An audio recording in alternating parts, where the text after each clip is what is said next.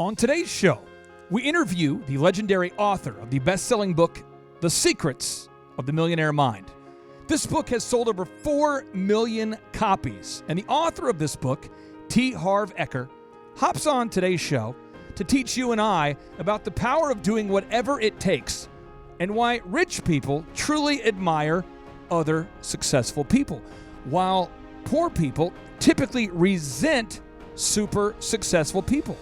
And that resentment blocks them from having the curiosity needed to study the habits, the processes, and the methods, the proven strategies that are needed to take your life and your business to the next level. Are you willing to give up good for great? And here's the answer. Most people, no, they're not. They talk a good talk, but they don't walk that walk. They are not willing to give it up because they understand that it's going to take something different than what they're doing right now. And you know what?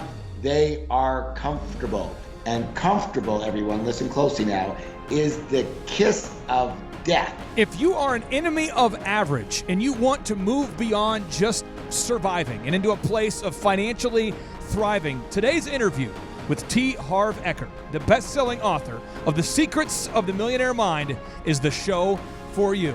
Ladies and gentlemen, strap on a helmet, get out a pen and a pad. It's time to enter into the dojo of Mojo Faux Show. It's Harv Eker right here on the Thrive Time Show on your radio and podcast download. Some shows don't need a celebrity narrator to introduce the show, but this show does. 2 men, 8 kids, co-created by 2 different women, 13 multi-million-dollar businesses. Ladies and gentlemen, welcome to the Thrive Time Show. Now, 3, 2, 1, here we go! Started from the bottom, how we here. Started from the bottom, and we'll show you how to get here. Started from the bottom, how we here. Started from the bottom, how we here. Started from the bottom, how we here. Yes, yes, yes, and yes. Thrive Nation, on today's show, we have a super guest, Harv Eker, on the Thrive Time Show in the dojo of Mojo Faux Show. Mr. Harv, how are you, sir? I'm amazing. Thank you. Hey, I am so fired up to have you on the show. Your Secrets of the Millionaire Mind, that audio set, that audio production, I have listened to that thing so many times. I think that my brain exploded and I woke up in the middle of the night hearing your voice over and over. Do you hear that a lot? Sometimes, unfortunately. Well, I've just listened to it so much, and I could you kind of share with the listeners out there how you were able to achieve success yourself? Because you teach, you're such a great teacher, but where did you first gain your success? I didn't. Unfortunately, I struggled for literally 14 years. Left college early, never even graduated. Ended up being broke for over a decade. Had to choose many nights between eating dinner that night or putting $5 of gas in my car, and I often had to choose the gas to get around to see if I could make any money. Nothing was working out the way I thought it would or should. So I would say that one of the reasons that I might be fairly successful in the training arena is because, I actually went through what a lot of people go through at the startup of their situation. And, I was very fortunate to make a few changes that actually worked. I actually, as I said, went through 12 businesses that did not work. Wow.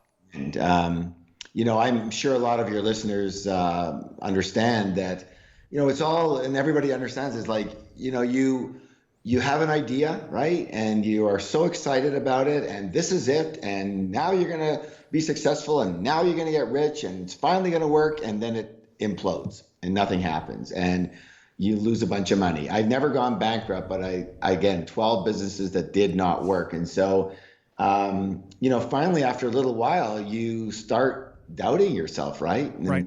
I remember my self-esteem took a huge hit. I was actually embarrassed to go out and meet people because, God forbid they actually, ask me what I do. And I go, well, I am between things as usual. And hey, do you mind picking up this cup of coffee? Because I don't have 80 cents. And it was really bad. So very, very fortunately, I don't want to get in the whole story because of time limits, but I ran into a friend of my father's who was extremely wealthy man, and he said to me in the hallway, because I was back living in the basement of my parents' house, that I hear that you're broke and you're a bum.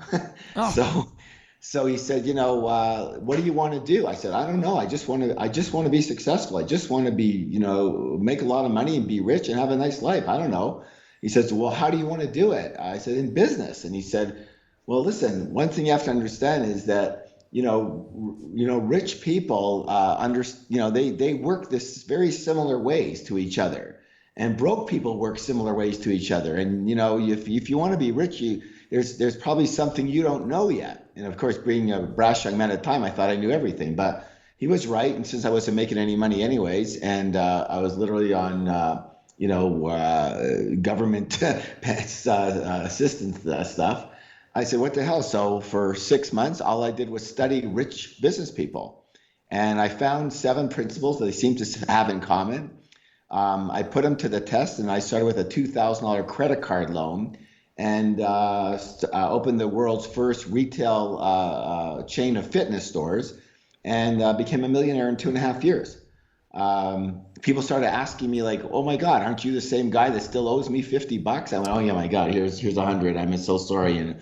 And people started asking me the difference because they knew me as a broke person. And now I had a nice house. I had the cars. It was obvious I was fairly successful. And so I started sharing some of the differences between what I thought and what I executed, the strategies I used to get rich, and versus when I was broke for those 12 years. And they started using them and said, my God, this actually works, and that you should teach this. So I started teaching it, and literally now I have over 3 million students, and all I do is teach them, this is what I was doing when I was broke. This is what I did to get rich. Here's both of them. Choose whatever the hell you want, and good luck to you. Now, you mentioned there's 7 common denominators of successful people, and I know we don't have. I'm trying to make this passively aggressively the first 20 minutes of our 200-minute interview. But could you share with us just what one of those principles would be? One of those 7 principles, just so our listeners can have a little bit of a look into your insight. Well, I think the first one that changed for me and that needs to change for everyone is something called your money blueprint, or your financial set point. I wrote a book on this called Secrets of the Millionaire Mind. I guess it was successful. We have over 4 million copies sold, and it's in 42 different languages. And it works. I mean, every time people ask me about strategies, about business and this and that, I certainly can get into all that, and we do. But I say none of it makes any difference whatsoever if you do not have what we call a millionaire mind, or financial blueprint set for high levels of success. And there's a lot of people listening right now that might be kind of like stuck in what I call good. And the question I have for everybody listening right now is, are you willing to give up or trade in good for great? Because I'll tell you right now, my friends, there is a big, big, big difference in both mindset and business strategy from good to great. And I mean financial. I mean, are you willing to give up your $100,000 a year for $1 million a year? Are you willing to give up a net worth of $1 million or $2 million for 30, 40, 50, 60 million? I will say this again. The strategy for those two things are different from each other. I think a lot of our listeners have maybe in their mind mystified wealthy people, and a lot of people will say, well, money corrupts and money's the root of all evil. And you hear these things, but in your audio book, I remember you saying that money will only make you more of what you already are. And I think I had maybe grown up hearing, that money's the root of all evil, and that the rich get richer, and money corrupts people. Can you talk about what you mean by that quote? Money will make you more of what you already are. Yeah, for sure. I mean, this is a big one because you're not the only one that grew up with that type of message, those type of messages where people, money corrupts people, rich people are bad, rich people take advantage of others, rich people are greedy. And not only people grew up with that from their parents, et cetera, and people around them, but when you listen to religious leaders, when you listen to, other than this last administration, the government, who's telling you that, it's the 99% against the 1%. And, you better not be the 1% or you're going to be overthrown. It's like, oh my God, the understanding is that this is what I do in my seminars that really gets the point. I say, okay, so how many of you have heard or in some way, shape or form, really, really, really, really down deep in your subconscious, have some type of message that rich people are quote unquote kind of, bad. Let's just in quotes, bad in any way, shape or form. And literally it'll be 5,000 people in that room and 4,990 will put up their hand. Yeah, rich people are bad. And I'll go, okay, let's just examine this for real. I mean, how many of you would agree and say that, yes, there are some rich people who are quote unquote bad? Everyone puts their hands up. Okay, yep. All right. How many of you would agree that there are some middle class people who are quote unquote bad? Everyone puts their hands up. I said, how many of you would agree there's some poor or broke people who are quote unquote bad? Everyone puts their hands up. I say, so what on earth does this have to do with money? This doesn't have to do with money. This has to do with the person, right? Money is a tool, right? It's like a hammer. It can be used to build things. It can be used to break things. Right. It's not about the hammer. It's about who's holding the hammer. So the question isn't, are rich people bad? The question is, are you bad? Harv, this is something that you talked about in your audiobook that I really wanted to dive into with you. Is you talked about in your audiobook that rich people admire other rich and successful people, and poor people resent them and successful people. And as I was listening to you in my car, I was going, I do hate rich people. I hate rich people. I think I do. I don't think I've ever had that conscious thought, but subconscious. And I remember talking to my wife. I said, babe, why do people have to have Lamborghinis? Why do they even have to? I mean, that car costs 10 times more than the crappy car I'm driving. And Vanessa said, well, babe, it's because you need something to aspire to. You shouldn't be mad at someone because they have something. You should aspire to it. It's exciting. It just gives us something to aim for. Could you talk about this, how rich people admire other rich people and successful people, whereas poor people tend to resent successful people? Absolutely. I mean, the most important thing about that is everybody needs to be listening right now, because most people have this mini resentment in their subconscious, but this is really critical. It may not, listen everyone, it may not sound all that critical because we're not talking about this is the marketing strategy to make $1 million tomorrow. No, but listen very closely. This is the software of success. Everybody's dealing with the hardware of success, but the hardware goes nowhere without the software in a computer, does it? So if you don't think that this is important, trust me, I've done this for 30 years. This is still by far the most important element to get straight. If you don't have this straight, you will struggle forever.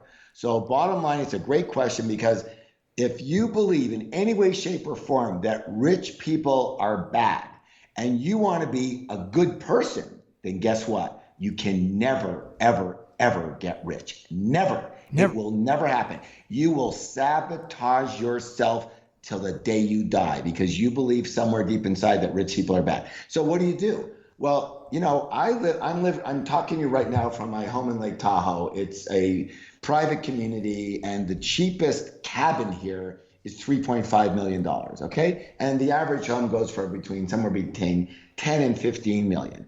And so I talk with people here all the time. I mean, and nobody believes that rich people are bad because they're one of them, first of all. But they never had that thought. They never grew up with that thought. Or if they did, they changed their mind. So the goal is to what? You admire and model rich and successful people. It's like you're a basketball player and you're in the hood and you're trying to get out of there, and you now hate LeBron James because he's rich and a great basketball player. Well, no, you go, I don't hate him. He's a great basketball player. Of course, I admire him. Well, great. People who get rich, first of all, you should know that 86% of people who get rich are self-made rich, not given to them by daddy and mommy, okay? So for all those people, they struggle just like you and me. For all those people, they went through their hardships. For all those people, they made it by their wits and their success and their study and their acumen, and they created success. And we need to admire them in the same way that they are great at what they did, in the same way you would admire, if you were a basketball player, LeBron James for his prowess and his skill. You go, he's fantastic at what he does. That's why he earns that money. Same with rich people. So we've got to switch that mindset to admire them. Secondly, we need to model them. The reason I became successful is because I spent 6 months studying rich business people, went out, did what they did, and got rich and continue to get richer and richer and richer and richer. And I teach thousands and millions of other people how to do the same thing. So you want to admire and model rich and successful people. Thank you for bringing that up. Clay Stairs, you actually are a former school teacher. Yes, sir. Turned millionaire entrepreneur. That's a big idea, going from a school teacher to being a millionaire entrepreneur. And it was years ago you and I first started working together, and I said, you got to get down to one of these T. Harv Eker seminars. You got to go. And you went down there. Tell the listeners about that seminar experience, and then I'd love for you to bombard Mr. Harv here with questions. Oh, yeah. Well, first of all, I had a wonderful time, and Harv, I tell everybody, I mean, it's part of my story of the transformation kind of began right there in Dallas, being down at the seminar. I remember the money mindset survey where there were a number of questions, money is type of thing. And the first time I did that on day one of the seminar, I mean, I was jacked up with the way that I was thinking. I was just completely, like you and Clay are just talking about, my mindset on money was just completely screwed up. Jacked. Yeah, and so I saw for the first time, like Clay was saying, I saw for the first time, I actually hate the very person I'm trying to become. A wealthy, successful businessman. I hate that guy. And hearing you say, from the front, you will never become something you hate. Oh my gosh, it was like, So again, I got snot, tears everywhere, and I'm hugging people, and I love you, next to me and everything. But it was a transformational 3-day seminar for me. Loved it. Thank you so much for being a part of that transformation in my life. Just tremendous. Then, of course, I just got all the books, and that ended up being a very important step for me.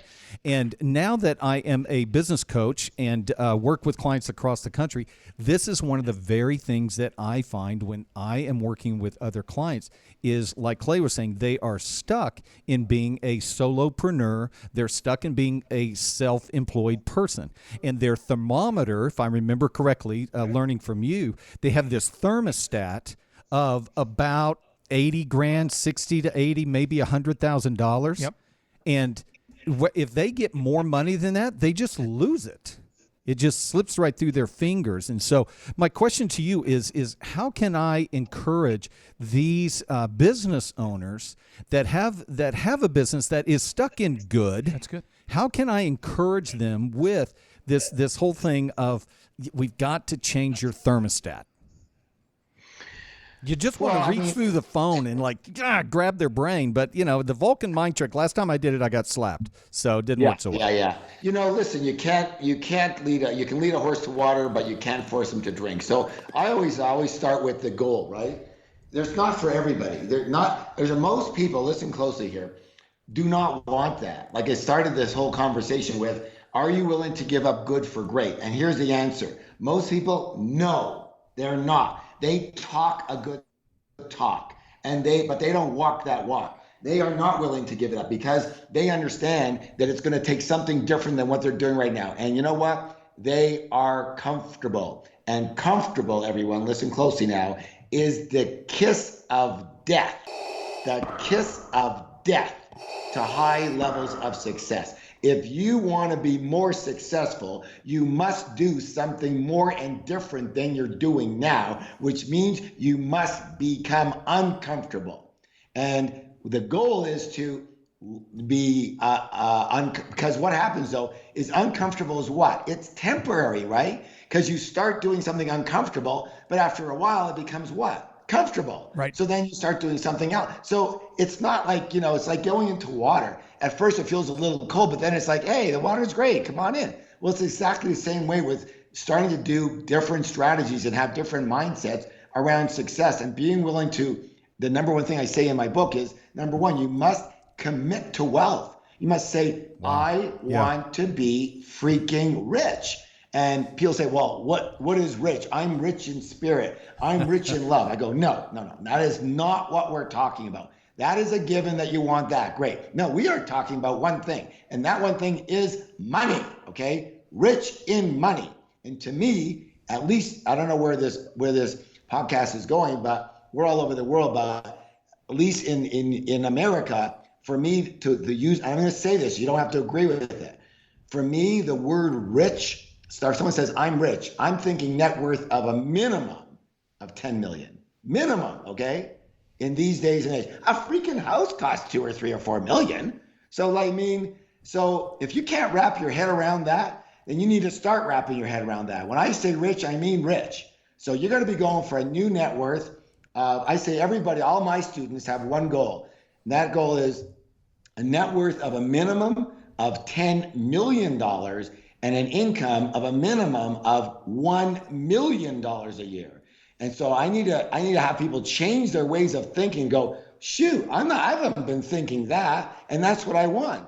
And great, if that's what you want, then we need to start revamping things. Now, Harv, we have time for 2 final questions because I know that you have a wonderful gift for our audience there. So I guess I'll have one final question, and then I would love for you to share with the audience about the gift that you're going to make available for our listeners. For you as a successful entrepreneur, we've had so many great guests. We've had Wolfgang Puck on the show, John Maxwell. We've had Seth Godin. We obviously have had just you on the show here. We have the owner of the Houston Rockets that will be on the show here soon. Just really neat guests.